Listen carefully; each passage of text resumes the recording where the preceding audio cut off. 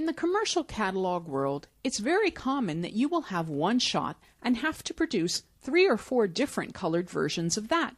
In this shot, we will imagine it's for nail polish, so we have the original in this reddish orange or orangish red.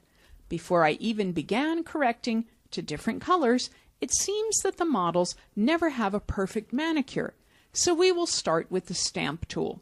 I hit the letter S for stamp. I will use my left bracket on my keyboard to make the brush a little smaller, and to hold down Alt or Option and click once to say I am cloning from here. Alt click or Option click, let go of both, move up a bit, and just fix that manicure. Being very careful to let go periodically so that you have undos, cuticles out of place, that's fixable. I Alt click and then I just smoothly drag. And you could do that in a few spots, but I just wanted to show you how to begin. Here I have got a little bit of discoloration along the edges, maybe just a highlight that the camera picked up. Alt click or Option click, click and drag, Alt click or Option click, click and drag. So a good cloner, someone who uses the stamp tool, often will do a lot of Alt clicking or Option clicking until the image looks nearly perfect. That's all we will do to start. So now I am going to choose Select Color Range, and then when I choose Select Color Range, I will click on the nails and you will see a preview of what we selected. I can slide up fuzziness to grab more or less, but I can also click the eyedropper with the plus sign and you will notice some of the highlights were missed here. So I will click once to include a little bit more of the highlights. That's getting very close. But I will simply click OK, and actually that was just a nail in the tutu. If I missed any areas, I can use my quick selection tool and simply paint them in. In fact, I rarely finish this technique without zooming in a lot. Command plus or Control plus and quick selection is a great way to clean up. You could have started there, painting each one individually. I could have been a little bit more careful with Select Color Range. If I go too far, that's okay. I can use Alt or Option to take away.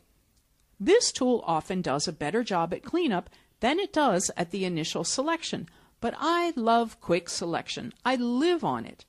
Okay, I think I am close enough, and I rarely do a retouching without using Refine Edge. So when I hit Refine Edge, you can see just the nails isolated with objects, things like nails or cars or products.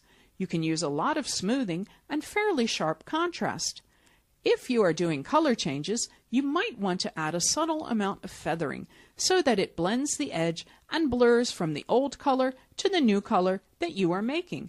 And I can check Show Original and turn that off and on to see a before and after.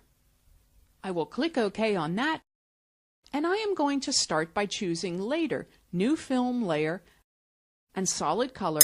And the way this works in the catalog world is locate swatches of the actual color, or in the case of nail polish, they will be sent the nail polish and do his best they can in the print world. Often the colors for nail polish do not exist in the CMYK print world, so they have to use Pantone for spot colors, branded inks, or mixed inks that are matched to that exact shade on press. For example, metallic gold or metallic silver doesn't exist in CMYK, but you can add a 5th or 6th color to achieve a tone that you can really only get N posh, so we will call this blue. That's the first color we are going to change this to. I will click OK, and now I will go to the blue. And don't be afraid by how fake it looks. We are getting correct this. In fact, you will notice it's making a layer mask. So even though my selections weren't perfect, I can fix them on the mask. I will click OK, and now here is a little bit of the magic. Instead of the normal solid blue color, as if I just took the regular paintbrush tool and painted over the nails, I can use Multiply. Multiply is a blending mode which burns that color in almost for a witch's blue, which is little very popular shade right now, just dark. nearly black shade or blue, and that depends on the tone you are going for. I may actually have to lighten the nails underneath to read a lighter shade of blue, and I could do other things like lighten the opacity so it's not quite as solid, but then you are getting the original tone through a bit more. So there is quite a few blending modes that may help you with this. Color dodge means to lighten. If I want that glowing pink color burn will darken with the color, I can also try hard light, and that's a little bit closer, or soft light. But I think hard light is going to be my winner on this one. A few others lightens. Just experiment with these layer blending modes and they have amazing power. So that hard light really gets me a realistic look and the shade of blue that I am aiming for. To finish this off, I will click on the mask and zoom into the nail. And once I zoom in on the regular paintbrush tool, I could make a very small brush by adjusting my brush size down or using my left bracket, and black always blocks. So even without remembering that, just test it. Black is blocking the new area that I have built, so I will swap my colors to white and now repair that area. And a little trick when working with masks or doing repair, I can hold down Shift, click, or I can freely paint. But that starts to get sloppy, so I will undo Control-Alt-Z or Command-Option here a few times. And what I want to do is make sure that I have a soft brush that blends. Now, with a softer edge brush, I will see a little bit of tapering or anti-aliasing of the color, and then I could make my brush bigger. And with the bigger brush, it blends more. So if I do that, click, Shift-Click trick, it gets a little bit smoother. And now here, and click and drag to paint, and you would do that on every nail. I am not going to take the time to do every one, but I will sit in Window and zoom into this one, which is perfect. My favorite power user way to zoom is to hold down Control and Spacebar together, or Command and Spacebar together, and click and drag, and then once I get in close enough, now I can paint, and that's the beauty of the mask.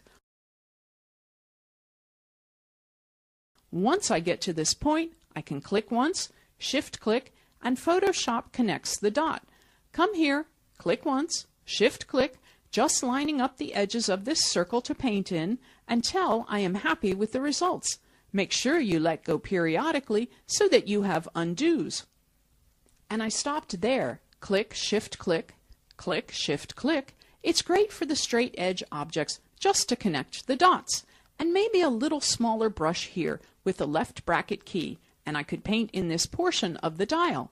Now once you get the perfect layer mask, you can do any new fill layer color that you did like.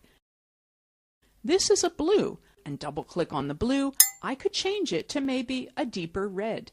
And there you have the ability to match many different tones and shades.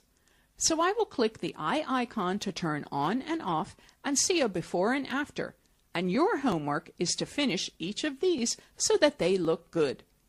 All right, there is a very good correction. And most people would never be able to recognize that this shot was taken in this original nail color and you have changed it to something else. Give this a try on your own.